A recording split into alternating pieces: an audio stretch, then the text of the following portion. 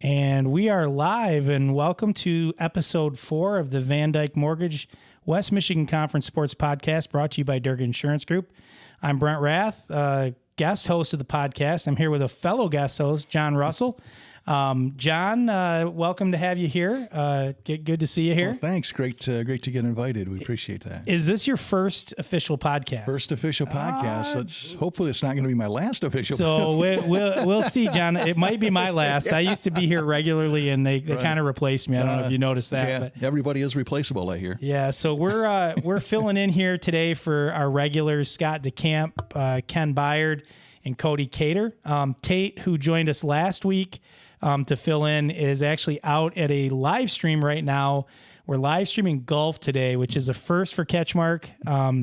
We have not ever done that before, and so we'll see how it goes. And they're set up out at number 3 at White Lake Golf Course. Hopefully they're going live here soon. But he and Connor are calling that game. It should be fun. So if you're not doing anything later, tune into that stream as well. We've got that going on. I wanted to quickly, before we kind of get to our guest, Scott, but I wanted to make a quick mention of the reason that Mr. Scott DeCamp hasn't been here the last few weeks.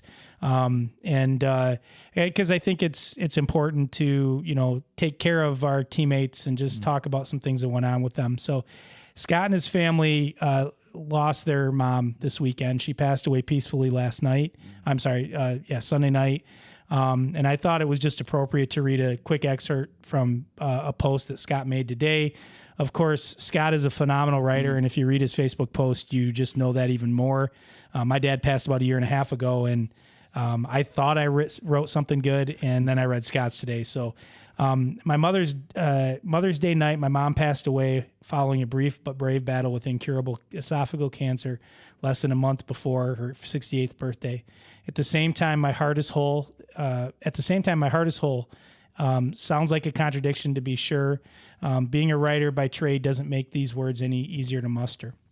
After witnessing love, tenderness, and forgiveness up close and seeing signs that Mom is always going to be watching over us, we're blessed to have had such a special ladies in our lives. I'll never view Mother's Day in the same way. Devastating as it was, and it will continue to be, it was also beautiful. So our heart goes out to Scott. I did get a chance to talk to him today. He and his family are doing as well as could be expected, but I don't know if he'll be back next week, but if he's not, everybody just kind of, if you see Scott around, keep him in your thoughts and prayers. I think it's pass on our condolences. Yeah, I think it's good. So on that sad note, sorry, Scott, I'd like to introduce Scott Briggs. And Scott, I'm saying your name correctly, right? I can't screw that one up. I don't think so. Hard, yeah. So, Scott, welcome to the podcast, and this is your first podcast as well, correct? Yes, it is. Yeah. So, are you nervous at all? Yes, I am. Really? You don't show it. Well, it's like what do you say? A duck on a pond. Yeah. Pretty turbulent. Yeah. So, Scott, welcome. I promise we'll go easy on you. If John and I can do this, anybody can do it, right, John? That's exactly right. But before we kind of get started into some questions and some things that I wanted to talk through with you guys, I do have to mention our sponsors, who without we would not have such great shows like this. Grieve Law, West Michigan Divorce, Big Stone Therapies, Green Ridge Realty, Chris Dykem and Sarah Reel, wonderful realtors there. North Grove Brewers, Foundation Systems of Michigan and John Botten, Coldwell Banker, Mr. Dave Dusenberry, or as Tate calls him, Old Dave Dusenberry, Scheid Plumbing, Heating, and Cooling, and a special thanks to our title sponsors, Van Dyke Mortgage Lakeshore, whose commitment to finding you the right home loan is second to none. See them. Their experienced license team is ready to work with you to ensure a smooth and timely loan process from application to closing. You can find them at 460 West Western Avenue in Muskegon, or give them a call at 231-332-6500. And then also not forget about Durga Insurance Group, who looks at success through a different lens, placing relationship with their clients first. Regardless of what stage of life you're in, They are there for you each step of the way to offer a level of insight and care you deserve. Check them out at their offices in 1535 Far Road in Norton Shores, or call them Monday through Friday from 9 to 5 p.m., 231-744-9106. Again, without our sponsors, we really couldn't do any of this, and we really do appreciate them. So time to get to know Scott a little bit. So Scott, I know you're a Mason County guy. I know you're a football guy. Why don't you tell us a little bit about yourself, some of your background, family, where you grew up, what kind of sports you played, those types of things. Sure. Originally, I was born in Saginaw, Michigan, and attended Hemlock High School until Hemlock schools, I should say, until the 6th grade. And then about 1977, about that area, we moved up here when I was going into the 7th grade. So I've been at Mason County since then.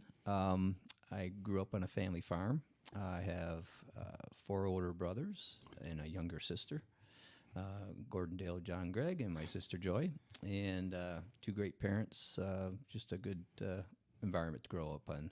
What kind of farm did you guys do? Well, we did a few different types. When we first moved to the Scottville area, we were into beef, so we had a couple thousand head. Oh, wow.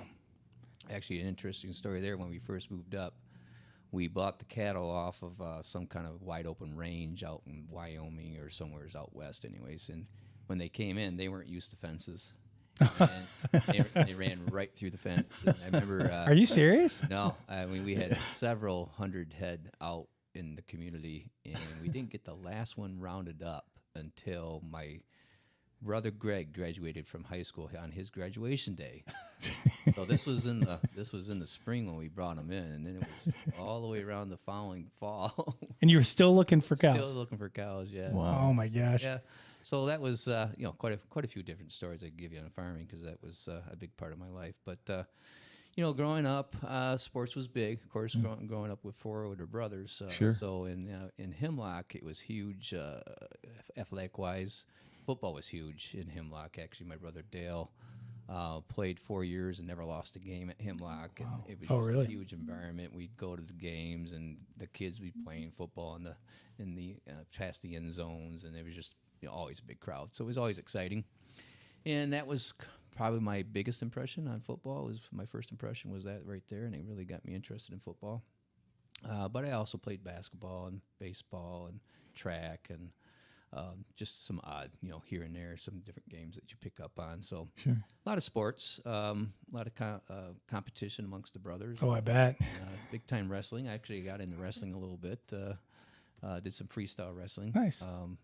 I qualified for state one time, but didn't go. But when we Whoa. Why didn't you go? You qualified but didn't go? When I qualified, I jammed my neck really bad. Oh. And my neck was still all stiff from that, so I didn't go. So I have 3 boys, and they're all pretty close within age. Mm-hmm. And I know what my house is like. Well, 4 boys, I mean... Yeah, it wasn't... I feel bad for my mom. Yeah, pretty bad. No fights, Yeah, everybody, nothing broken, everything was... I could tell you a story. Yeah. Just say there's a 22 shell hole in one of the end tables. Oh my gosh! Arrow holes in the doorway. I mean, we were a wild bunch, but that sounds about right. I really, a lot of that did kind of shape me into who I am, really. Yeah. So, when you have to grow up in a large family like Sure. that, you learn how to deal with teamwork. Survive. That's survive, it. teamwork. Right. Teamwork, yeah. And stick it up for yourself and toughness and all those things, growing up in a big family. So I think it's the best way if you can stand it. Survive it. Yeah. So when you were in school, what was your favorite sport? Football. Football. Yeah, football definitely. When we moved up here, they had not had the 7th and 8th grade football program going at Mason County Central. But when we moved up there, they just restarted it. So Oh, that's awesome. great. Yep. So I got to play football 7th and 8th grade football year. We actually went undefeated our 8th grade year. And so, yeah, we were kind of lucky in that way that they restarted the program. And that group right there that went undefeated in our 8th grade year ended up going 7-2 in 1982. Oh, nice. Which was the first winning season for Mason County Central since like 1966 or 67, Wow. something like that. So it was an incredible time. So it's just great bunch of guys that were close knit and all enjoyed football. Sure. So it's that's kind of a big part of how you are successful in football is you got to have a group of guys that are kind of tight knit and fit real well together and play together as a team, and that group was a special group that way. So Now, with your brothers, did you guys cross over? In other words, are you going to school at the same time, playing on the same teams, or was there enough space that there was space? Yeah. Oh, was yeah. it? Actually, Okay. between me and my next older brother, there was 4 years. Okay. And then between me and my sister was 4 years. So you never had a chance to have no, a brother? I was kind of a middle child in a way, but I was second to last, but kind of a middle child. But so no, there's no crossovers as far as that goes. But I got to watch my brothers quite a bit in different sports. So basketball, baseball, football. Yeah. Watching them play sports and so. What position did you play on football field? Well, started out as a defensive end because I was big for my age at the early start, and then I transitioned into more of a receiver, Nice. cornerback type position in high school, and that was my mainstay in high school was cornerback and split end. So back in that time in the West Michigan Conference, who were the teams to beat? Obviously Mason County back then, which is yeah, I don't think it's been much different. Montague was big. Oak Ridge and Ravenna were always big. So yeah, that's the thing about the West Michigan League is it's tough from top down to bottom. yeah. And I always have said that this is a football league. And our main sport in Mason County Central is usually basketball. So we're kind of in a basketball school that plays in a football league. Right. And so there's always been great competition in this league for football. If I kind of was looking over things today and just kind of seeing what the league has done. And there was like 8 to 10 state champions in football, Yep. a few different runner-ups, and I don't think there's another sport that can even approach that in our league. So it's a great football league from top to bottom, great competition, great coaches. They've all, kind of helped shape me as far as the competitive side of things, playing against that kind of competition, iron sharpens iron type of thing. Yeah. And so, it was challenging. It was a struggle at times, but it was enjoyable the whole time. So from Mason County to where'd you go to college? Well, there's a story there. I started out going to Central. That's too bad. I thought you were going to say Western Michigan, and then, this was a great interview until right then. So, no. Well, I'm a Bronco, so you gotta. I figured that. Yeah. But anyways, I went to Central to go into athletic training. Actually, is what I was going into, and then I went home for a weekend, and let's just say loved hit. So met my wife at a football game at one of the high school football games we went to watch, and so from there I ended up pulling out of Central Michigan, went to West Shore for a little bit, helped out on the family farm for a couple years. And then eventually we got married, and that was in '85. And then as soon as we got married, that's when I went back to college and got my teaching degree at Ferris. Oh, nice. Yeah. Did you know you wanted to get in? You said you were going to be an athletic trainer, so obviously that's where you were thinking. At what point I think I might want to be a teacher, and then where did the coach come into that kind of piece? Right, great question. Actually, when I was home helping out on the farm between Central and Ferris, Dave Tykowski, which was my head football coach when I played high school football at Basic County Central, asked me to come and help with the football program. So I think at that time they didn't have a JV, so I was kind of helping out the younger kids that were on the varsity and giving them something to do, and I enjoyed it. And I've always been kind of good with math and figured out, I like math. I enjoy this coaching stuff, so that's what I ended up, going back to college for. Nice. So, did you coach anything else other than football? I have actually. My first job, when I finally got my degree, which I got my degree in the winter semester, and so I did some subbing around and stuff like that, and I wanted to get back to Mason County, and so I actually had a job offer over near Clare. I can't even remember what the school was, and I could be their chemistry teacher, and they were going to let me be their head football coach. So it was kind of a big move. But then there was an opening at a school just north of Mesa County Central, free soil. And so it was a math job, which is what I prefer. So I went to interview, and I interviewed with Steve Lights, and he was the superintendent, the principal, the janitor. He did everything.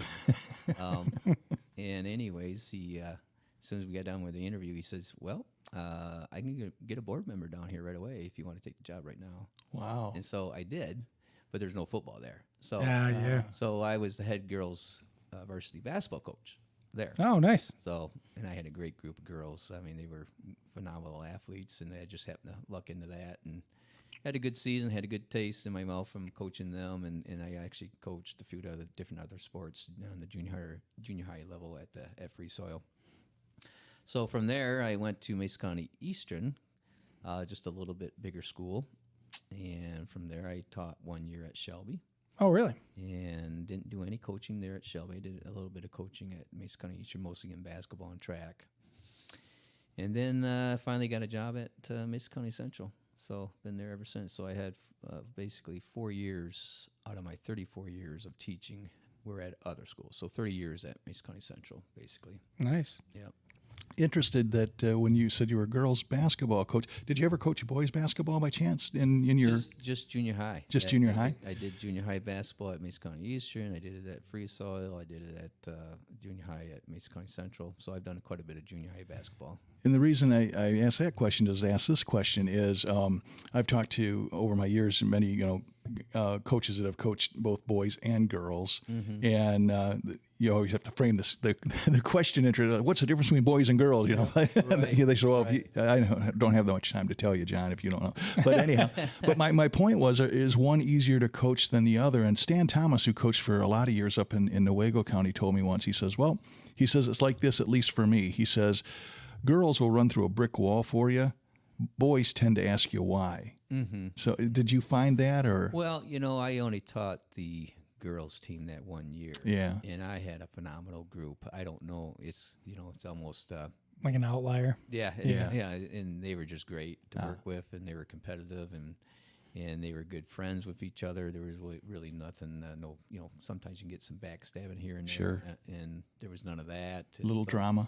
No drama at all. So, I will say girls might hold on to things a little bit longer when you say something to them, trying to give them some pointers on this and that. So it's funny, yes, at the first coaching that I ever did outside of school, and, coaching little kids just to help out, I taught or coached 8th grade basketball at Montague in the middle school and girls. Mm-hmm. And I was very hesitant to coach. Jamie Palais, who was the AD at the middle school for years, I had her as a teacher, and she knew I graduated, knew I was sticking kind of around here. And my first game, everything's going great. I thought we played a pretty good half. We go into halftime. And I did what every coach that I ever had did. I got a little fired up and hey, we're doing great, but we need to. Right. Every single one of them cried. So I was probably 19, 20 years old, right? In the whole locker room. And I'm I don't know what to do right now. So there is crying in basketball, apparently. There was. And now, again, I would kind of echo what your comment was, but they took, the reason they were like that is because they were bought in. Yeah. They wanted to do well. And, right. But yeah, I remember going home and my mom was just laughing at me. She thought it was the funniest. I'm I didn't know what to do. And she's like, what'd you do? And I'm I still don't know what to do. But so yeah, interesting. So, how did you get to the varsity job at Mason County? What? Right. Well, I started teaching and coaching at Mason County Central when I first started there. Don Peterson was the head football coach at varsity level, and I was hired in as the head JV coach. So I coached JV for a couple years, and then Don decided to resign, and I applied and ended up getting the job there. So been the head coach since 1997, I want to say. So according to Mr. DeCamp, you are the longest serving varsity head coach, football coach in Mason, Muskegon, and Oceana County areas. Well, that's amazing to me because the time has flown by. Yeah. I mean, really, I don't know why that happened. I don't know where the time went. Yeah. It was just one of those things where, you get done with the season, you're thinking, well, do I want to do this again? And you end up getting the itch again. And so, I always just kept at it. With football, for me, to me, that's the hardest from the sports I've coached. I've coached basketball, I've coached track, and I've coached football, and I've coached a little baseball. And of all those sports, football was always the most challenging, I thought. And just because of different dynamics of trying to get everybody on the same page. You got 11 people out there trying to operate an offense, a defense, a special team. Kind of the ultimate team sport, right? Right. It just really is tough to get everybody bought into the same concept and get everybody going the same direction. So I always felt it's very challenging. And I never felt like I did my best job. I always wanted to, let's do another year. I think I can do better. I think I can do better. You keep pushing yourself. Because I always, really, my perception on Mesa County Central football is I just wanted to get a program where kids got excited about football like we were my senior year. Right. And just bring that feeling back, that excitement to it. And we were close at times. It's like, we had some playoff years and we had some winning seasons in a row, and you're just thinking, all right, this is going to take off. And it just never quite got to that pitch where, you could just count on the next year in, year out. Yeah. Just getting those kids to come out all the time. And so from that standpoint, it was always like, let's try this. Let's try, you get a new idea or whatever, and let's try doing this. Let's try doing that. And so you're just trying to finish the job. I've always been a guy that kind of, you start a job and you want to finish it. And so that's what kept me coming back. So what does finished look like to you?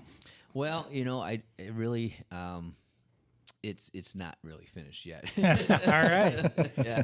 I don't, let's just say that there's more work that needs to be done. And it just got to the point for me anyways, that there's other things going on in my life. I got grandchildren now. I got 4 grandchildren, or 3 right now, another one on its way, and another 2 that are really my grandchildren right now, but they'll be grandchildren officially once my son gets married in the fall. So I'll end up with a total of 6 grandchildren at the time. So, that takes time. And and I love helping out my kids with their house projects and whatnot. I'm kind of, that person that likes to use their hands and do some carpentry here and there, so that keeps me busy. I like to hunt and fish. I really haven't done a lot of that because of coaching. Yeah.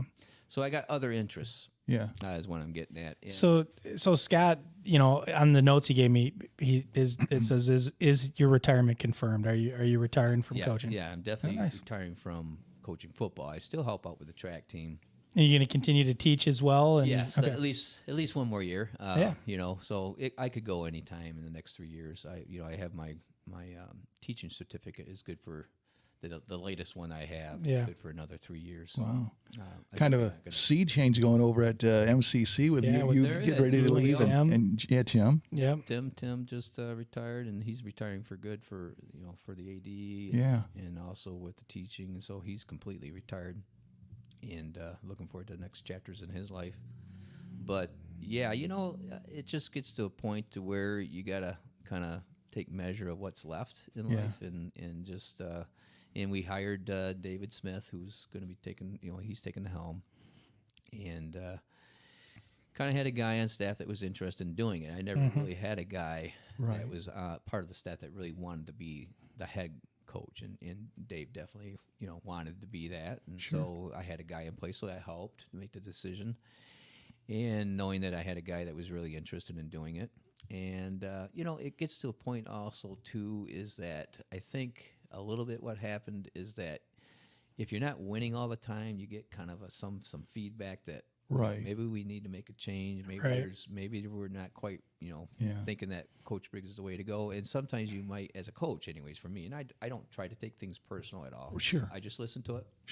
And it's almost like I had to kind of sit back and really just sit back and think about, what's best for the program. And it's like, well, maybe if people are thinking that way, maybe that's holding us back a little bit.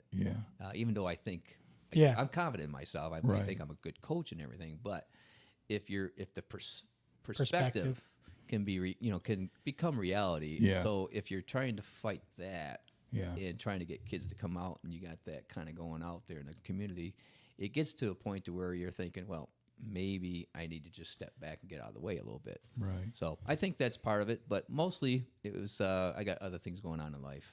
You know, in a perspective to put that in, and you know this, I'm not telling you anything you don't, but we alluded to it a little earlier with the West Michigan Conference. It is, I mean, you've got, you know, anywhere the upper echelon of the West Michigan Conference, they're not just winning a playoff game and out. I mean, they're going all the way to Detroit. Right. So the schools are always in this battle, perpetual battle of, as you're trying to rebuild your program, you're still going up against one juggernaut or another, and it's just tough to get traction, isn't it? Right. That's been the biggest battle, to be honest about it.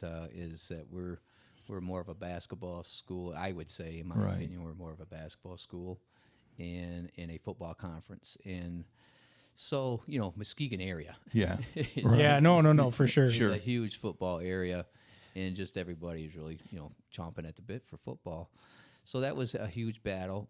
You know, I think I was telling you guys before we started here, when I took over in 97, you know, when my staff took over, there hadn't been a winning season since my senior year, which was 82.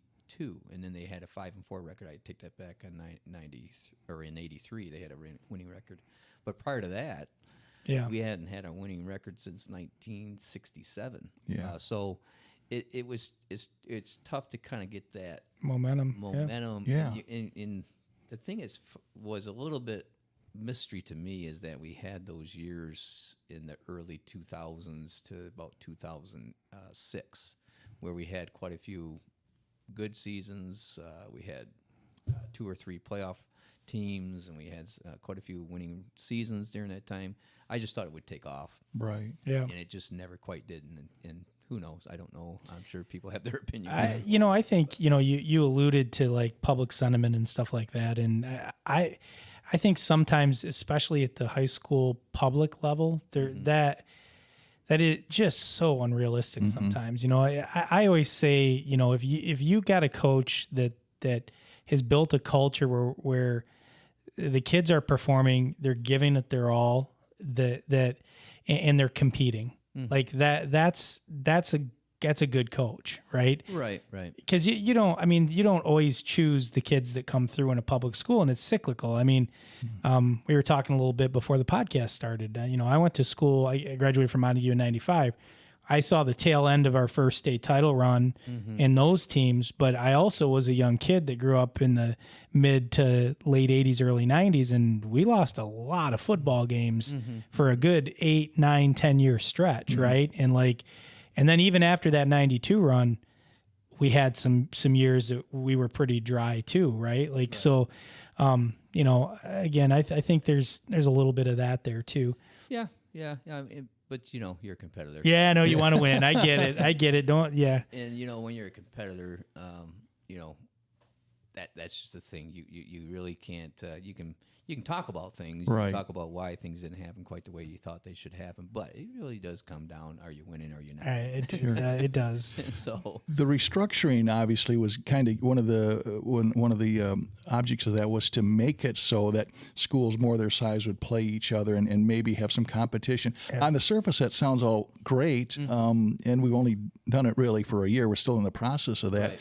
What was when you first heard the news that was going to happen? Were you for it? To be honest about it, I was actually looking forward to it, and it was from the mental part of it. Yeah. You know, we were getting on the bus going down to Oak Ridge and going down to Whitehall, and the kids were believing in themselves. Sure. And so it's almost like you lost the game before you got off the bus. Yeah. Thing. And so it got to that point. But that took some years to get to that point to where didn't have much success against those teams. So when we were going to switch over to a league where we're going to play these schools that we haven't played before, they're more our size. You know, the game's going to be more competitive. Right. And that's really all you're after. And I also thought it helped out the bigger schools also because they need playoff points and playoff schools that are their size. Sure. So, and that's kind of what I felt that happened with our league is that some schools grew and some schools didn't. Yeah. You know, Oak Ridge grew, Whitehall grew. Yeah. So there's some schools there that just got big, and again, the mental part. I always felt that we can play with these guys, but to get your kids to believe that sometimes is difficult. So Yeah. especially when you haven't had a lot of success in the past, and you always say, hey, that was last year. Yeah. Or trying to get kids coming out too. You try to get a kid come out for football, and you haven't been real successful getting those teams. And their comment would be, "Why would I want to play football when you guys keep losing to these guys?" And this, and Yeah. your reply is, "Well, that's because we can't get you guys out. I mean, Right. you guys Yeah, come out, yeah. You guys know, come out. We'll be Yeah. there. That'll happen, and I hope that happens for Dave. I hope the kids come out now, and maybe just a fresh start, and that'll help out with getting some kids out that haven't played before. And they're in the new league. We were much more competitive in the games last year. We ended up Right. with a 3-6 record, but a lot of the games were close. We were close with Yep. Ravenna. Actually, the only game we weren't close in was the Norfolk Muskegon game. Yeah. But Manistee was tight. They were a good team. Ravenna, we were tight with Ludington. Every other game we lost was a very close, competitive game. Right. And a part of that too that makes you wonder is that a lot of those kids that came out as seniors last year didn't play the year before, Yeah. and they were great athletes, and they didn't decide to come out that year, but they did decide to come out last year, which was great. But it makes you wonder what would have been if we could have had you guys for 2 years in a row, because there was a good bunch of athletes. Yeah. Right.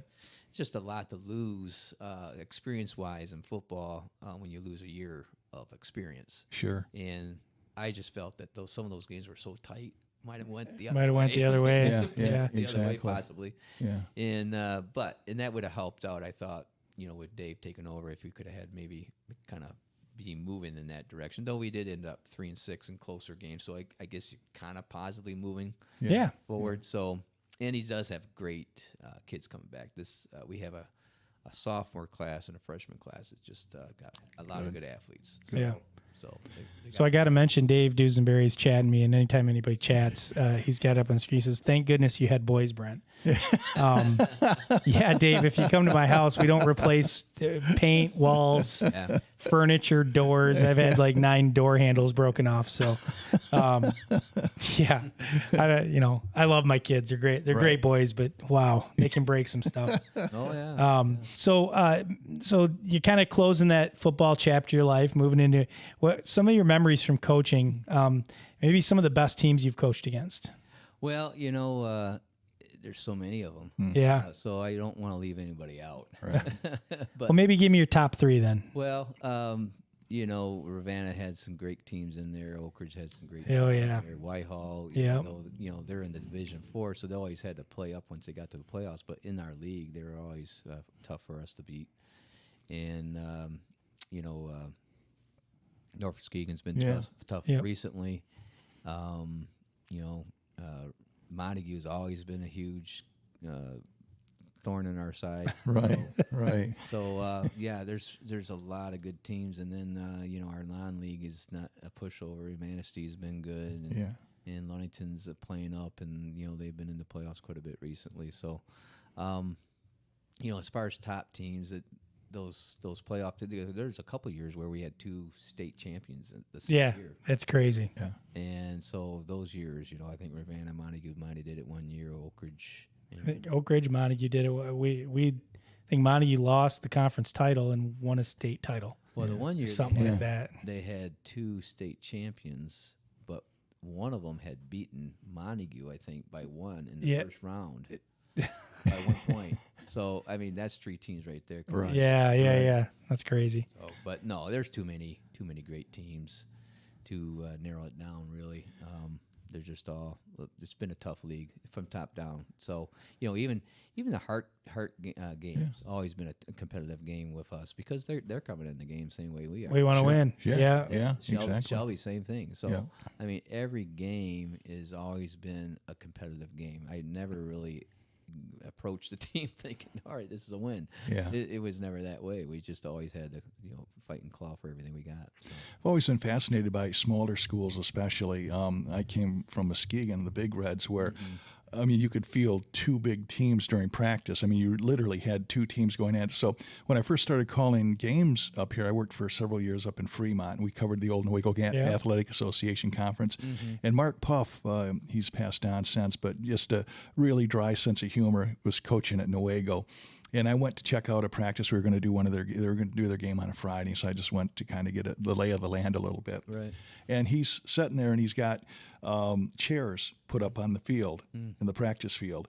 And so me, being the way I am, I says, "Hey, Mark, did you ever have it where the chairs actually won?" And he says, "Well, John, unfortunately, some days the chairs do win." Yeah. But the whole point of that is, here I come from a school where you've got, man on man, you're actually playing real people in a practice, getting things ready. Right. And I tip my cap to you guys in the smaller schools that have to put the chairs up and have to simulate some kind of Right. Yeah, a game guys playing both situation. ways. Yeah. Kind of funny you brought that up because we use trash cans. Turn the trash can upside down. And, Right. And that's a person. So, yeah, actually, Jim Schulte was the one that brought that idea for us. And so, yeah, you don't have 11 on 11 lots most of the time. And Yeah. that's why numbers is huge because you want that live practice.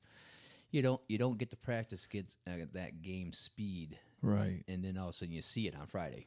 Right.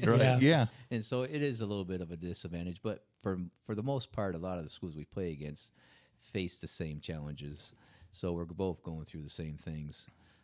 But that is a big part of it. It's not like your starting offense is going against your starting defense. Yeah. They're the same guys. Right. Yeah. Yeah, I exactly. remember my first year when I took over, we went to the scrimmage, and we had two-way players, Yep. two-way starters, and we had 4 to 5 guys go down in the scrimmage my first year. But that's more like 10 guys going down because they were Right. two-way Yeah, starters. 2 ways. So that was huge and just an eye-opener to how the numbers really Yeah. really affect the game quite a bit. So, but that was the only year where I Yeah. I took it much more easier. Sure. in Well, the I scrimmages from that point on. I think that, as that kind of necessitates the conference kind of growth and split too, because as some of these schools that maybe historically were 450, maybe 40, 50 students bigger than you start getting into the 6, 8, Right. 900 students. You look out at Oak Ridge and Whitehall last year, and they got guys that only go like and they got subs for those guys that only go one way, right? Right, right. That's tough to do. It's tough to play against. They got guys that maybe sit in the bench more that would start for other, Exactly. that's hard to replicate, I guess is what I'm saying. So Yeah, but another trend I think in high school football is numbers really across the board down. Are down. are going down. Yeah. And that's sad to see because I think it's such a great game. It teaches a lot of life lessons, and I think kids are missing out. There's too many alternatives for kids. Yeah. Yeah. And a lot of them don't require as much perspiration, let's just say. Right. And so lots of times they choose those other things, and they're just missing out. Yeah. We're really missing out. And I just think that parents would really help try to persuade their kids to make the right choices in those areas and get involved Right. in these different. It does take time, though. I will have to say that high school sports has gotten to the point to where it takes a tremendous amount of time Yeah. for a kid. Well, that's is it part of too? is it the high school sports part, or is it all the other things that go along with it? Combination of things. You almost Traveling league. you're Yeah. playing almost year round, and Yeah. sports specialization is a huge, Yeah, my huge opinion, issue. problem. And And they're being told. There's money in it. That's why. yeah, absolutely. And so there's money in it, and they're being sold a bill of goods. Right. That's probably a little bit unrealistic in a lot of. Right. Right. And it is kind of sad to see that because that's the wrong reason why sports was sports Exactly. was invented Point for, of it. for Yeah. different reasons, and we're You mean every kid that plays doesn't go Division I? Is that what you're telling me? Come on, Scott. Come on. It's just not going to happen. If you go down, when we coaches clinic, you go down to a college clinic and you go on their practice field and you're walking around amongst the giants, and you realize that you don't see these kind of athletes. Right. Our kids never see these kind of athletes. Yeah. And so for the most part, they don't anyways.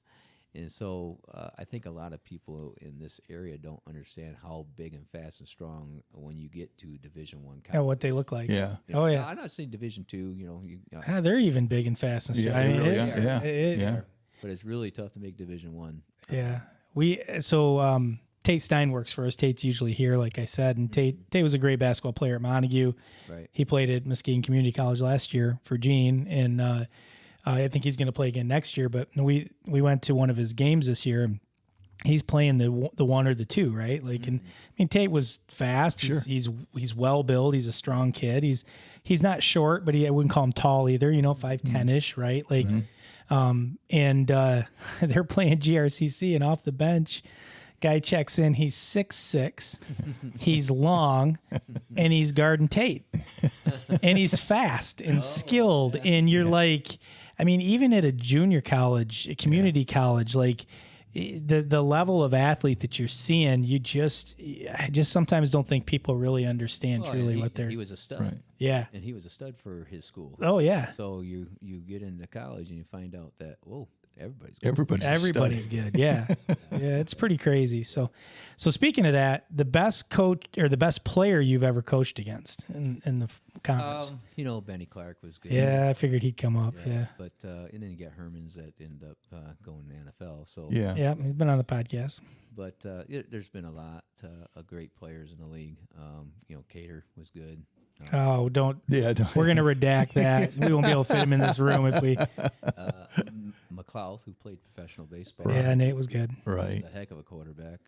So there's been some great defensive players too. Their names slip my mind, but Yeah. Yeah. That's the bad part about offense is that they usually stick in your mind a little bit more. Yeah. Sure. Yeah. Well, and you have one, and I know coaches don't necessarily like to single out kids because it's a team sport. I don't. But I'm definitely against Yeah. it. Can I ask you about one only because he is such a special athlete? And Sure. I'm going with Will Shy. Okay. Only because he seems to, I'm not going to say dominate every sport he's in, but he is up among the leaders in every sport. I mean, he is really an elite athlete. And I guess what is he like to coach? I mean, talk to us a little bit of his work ethic and all of that. You mentioned it right there. When kids are good, they're first of all born with some gifts. Right. But the work ethic, they follow through. They follow through, and they're conscientious about their work. Sure. And they're conscientious about things, and so that's Will. Will is he's got great work ethic. He grows up on a small family farm also, and so he knows what work's all about. And I always say that when I played football, football was kind of break from working on the farm. Yeah. You're I wanted to go to 100% practice. right. Right. And so I think that's the big thing with Will. He's born with some gifts, and he's worked his butt off. Does he have a sport of choice? I mean, is there one that I think his best sport, his favorite sport is baseball. Okay. Yeah. I really do. But it could be basketball. I would put football probably third on his list. But I think baseball probably is. Just watching him and how he's done so well in baseball, I would guess that's it. But I know he enjoyed basketball a lot, and he didn't go out for football his junior year. Wow. And he would have been my starting quarterback that year. He ended up being the starting quarterback last year. So, yeah, he's got a lot of gifts. How did you get him back in the fold then after a year off? He decided question. to. He decided, he decided to come out and wanted to be part of it again, and it kind of was a domino effect. He's then a lot of other players wanted to all of a sudden do it too. Yeah, So, Will's doing it. Let's help. Yeah. so that was kind of that was good. Yes. Obviously, but I always wondered what would he have been like if he had played his junior year, because I was Exactly. really looking forward. I wanted to move him up earlier than that, but Right. I couldn't afford to because I had a JV team, and if I moved him up, they would just be decimated. Right. So I kind of bit my time and kind of took my time and thought, all right, I'm going to get him my junior year. Well, he didn't come out. But he did come out his senior year, and he's a great guy to coach. He works hard. He listens. He's coachable. And he's a good work ethic. And I got to think there's a difference, like all the years that you've coached. And I know kids are different to a point, but maybe not. It all depends. But I guess where I'm going with this, coach, is back in our day. I mean, I knew I didn't have no illusions that I was going to go Division I. I mean, I was playing with my buds. We played football, played baseball, wrestled a little bit. I mean, it's just, hey, whatever we did.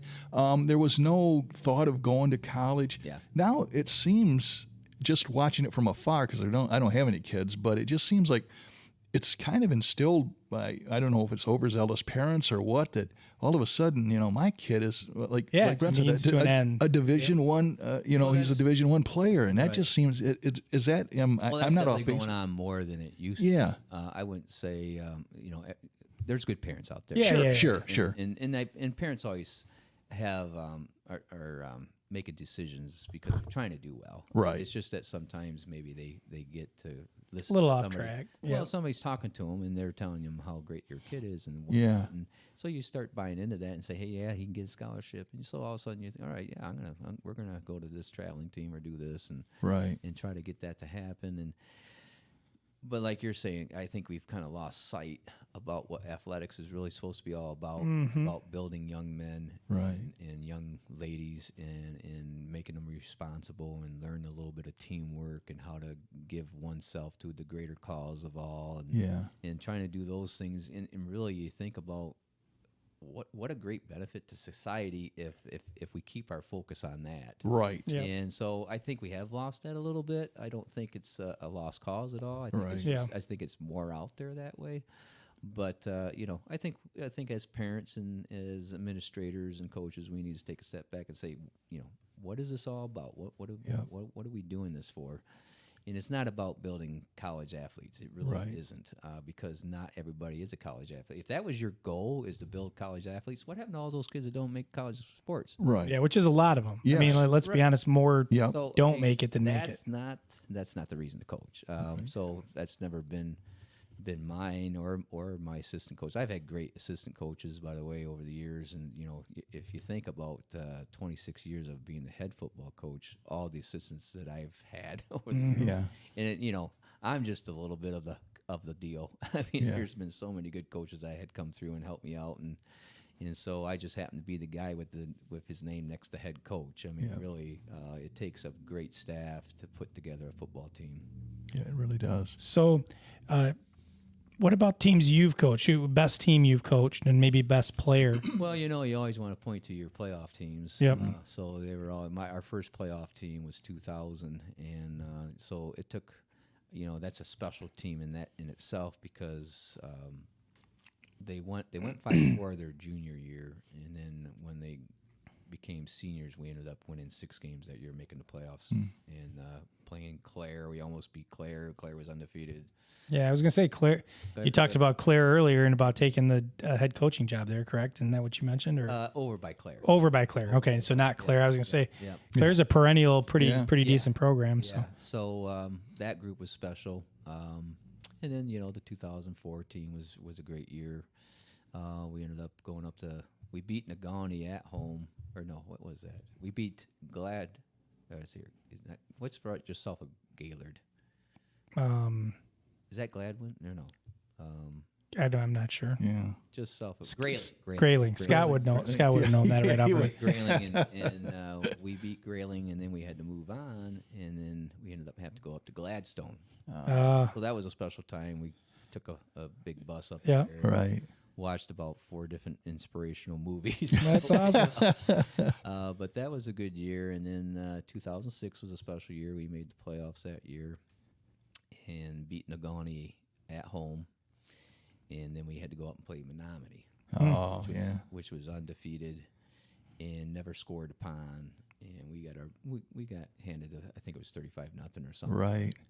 But that was, we played them tough, but 35-0. Plus, they played that old style football, didn't Well, they? they played the single wing. Yeah. I actually tried the single wing the last couple of years of my coaching career. It's an interesting offense. I always felt that it was, had a lot to it. But anyways, we played. They ended up winning the state championship that year. Right. And I would say 2015 was a special year too. That was the year that we beat Lake City in the first round of the playoffs, and then we had to go play Traverse City St. Francis. You got some good draws the second rounds, haven't you? Well, 2 years we had to go to UP, and Yeah. that year we had to go to Traverse City to play Traverse City St. Francis. So no, the second game has not been a real good draw for us. I mean, Traverse City, St. Francis, they haven't won very much, so I mean Yeah. that was probably just a Right. walk in the park, right? But yeah, those those are good years too.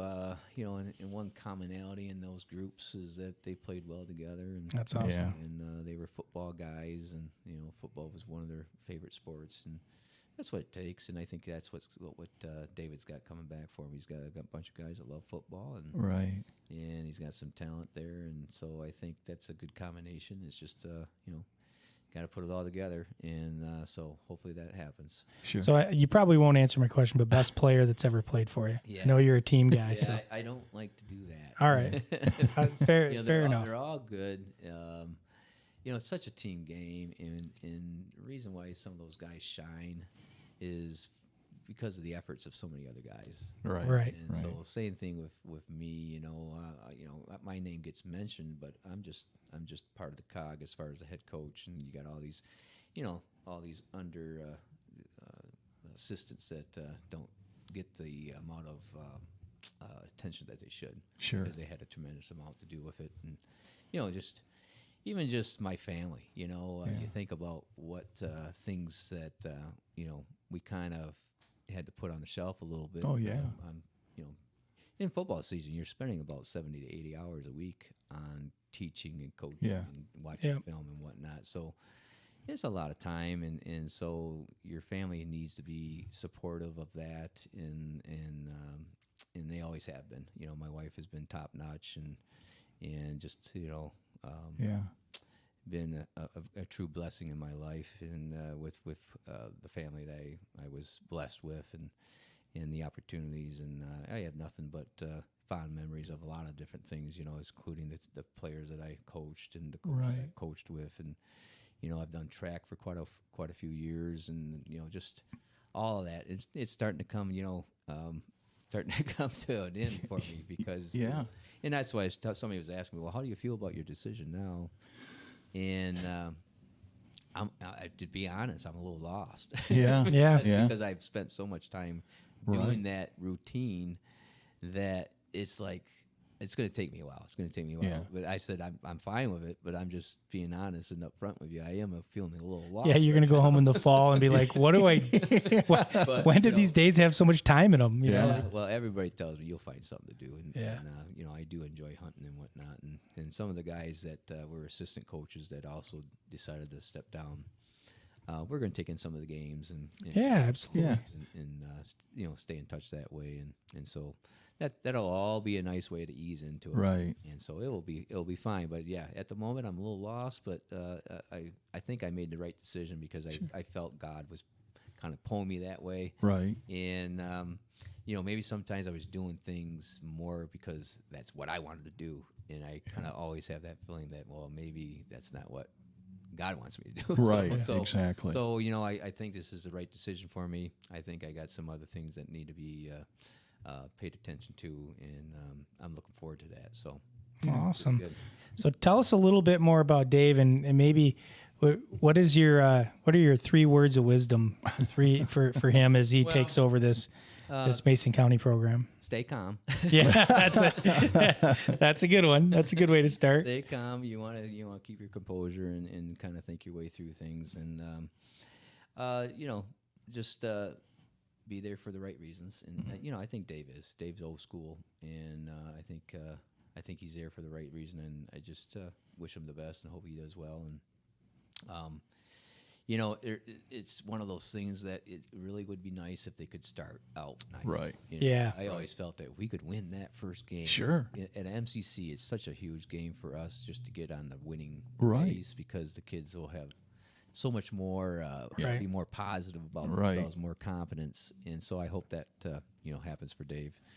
And who do they open with next year? I think they open with Godwin Heights. Okay. I don't know much about which is a new one for us. We were opening with Frankfurt, so I think probably looking at it, they're a bigger division, right? Yeah, but not a powerhouse at that. I think they're like Division 3 or 4. Yeah, I think our superintendent, I think Jeff Johnson, was a principal or taught at Godwin Heights for a while. I think it's Godwin Heights. Yeah. I guess you might want to look that up, but I think that's what I heard. Nice.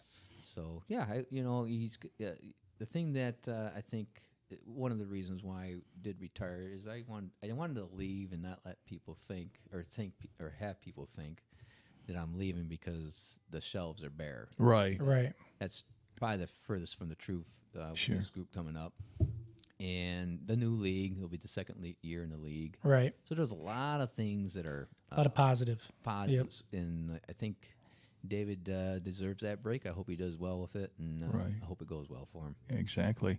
You know, as we're, I guess, winding down here, one thing I'd like to do when I get an opportunity is kind of go back to the COVID year, just because it was such a crazy year. And I used to talk to the athletic directors and say, hey, there was no class when you guys are taking that, you know, to teach you through that. And I know everybody was in the same boat, you know, the stop, the start, and all that. But that was just a nightmare going through it, wasn't it? For a lot of reasons. Well, it was. It was, especially, you know, for schools that struggle with numbers to begin Right. with, and then you throw COVID in on top of that, it really, really hurt us quite a bit, and it puts you behind. I think actually we didn't have. We ended up having a screwy schedule one year where the JV would play 1 week, the varsity would play another week, and you know, kind of did it that way so we could use players on both teams. Right. So trying to make things work that way, which, you know, none of the parents, you know, really enjoyed that. so you got that happening. They were all working from home, right? Yeah. So I mean, Well, and then you know, doing fundraising was you couldn't Tricky. do fundraising like Yeah. you could normally do, so that was kind of hampered. But you know, with wearing the mask and all those different mandates, it's definitely not the way I would like my last few years to go, but that's what happened. Yeah, it's life. So that's where you go. So maybe that did wear me out a little bit, just going through that. But Right. It definitely was a challenge. Let's just put it that way. Yeah.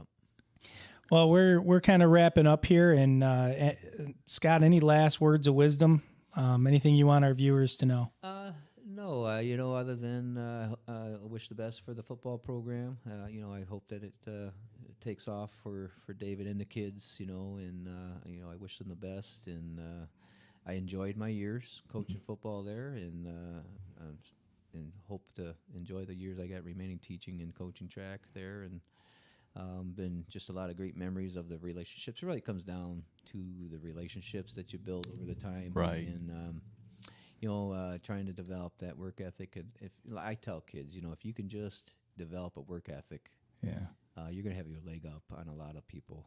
So I think if the football program can help out in that area and help kids develop a good, strong work ethic for the right reasons, that's what I hope for the football program, because I think it's going to correlate into success for the program. So I talked to a coach one time, and they were in the middle of a great year, and I says, Coach, where does this team rank? Because, you know, we kind of ask those questions of your all-time. And he says, well, to tell you what, it's going to take some time. He says, come back to me in 20 years. And I was not ready for that answer. That's a good answer. But what he was saying was, hey, what are these guys going to make of themselves when they get out there? And to his credit, and I've talked to him since then. It was Stan Beckman, who was, you know, he was coaching at Grant basketball then. And of the 5 guys that were starters, I mean, they've all amounted to something. Some are in education, some are in the insurance business, some are businessmen and all that.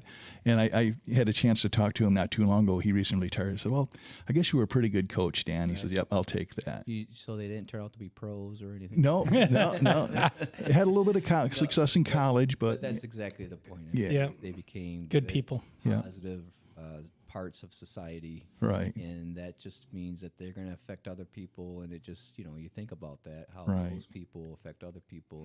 You start getting this huge effect on society, and I think that's the biggest thing about athletics is we need to keep an eye on that how we're affecting this young generation coming up. And we're just part of it. I mean, we're not the sole part of it. I mean, you got parents, you got teachers, you got bus drivers, you got custodians. All of us work with these kids, and so I think that's where the focus needs to be. And I think if we can do that, I think we have a chance, of maybe turning this thing around. And 'cause I do see some things in society that I don't particularly think is going in the right direction, but I do see the little sparks of different things where I think, all right, maybe we're starting to move back in the right direction. So I'm hoping for that. Well, awesome, Scott. I appreciate it. And John, thanks for sitting in today. Thanks for asking. Appreciate that. Before we go, again, I want to thank our sponsors, Grieve Law, Big Stone Therapies, Greenridge Realty, North Grove Brewers, Foundation Systems of Michigan, and John Botten, Coldwell Banker, Dave Dusenberry, Scheid Heating, Cooling, and Plumbing, and of course our title sponsors, Van Dyke Mortgage, Lakeshore, and Durga Insurance Group. If you really like the podcast and you like what you hear, please jump online and like and subscribe so you can hear more content like this. We really appreciate it, and it goes a long ways for our sponsors as well. I want to say thank you on behalf of Scott and the usual crew for joining us today with the West Michigan Conference Van Dyke Mortgage CatchMark Sports podcast. And if you got a little time, tune into our golf live stream this evening. Scott, thanks again for being here, and we'll see you guys all later. Thank you very much. Thank you for having me. Take care.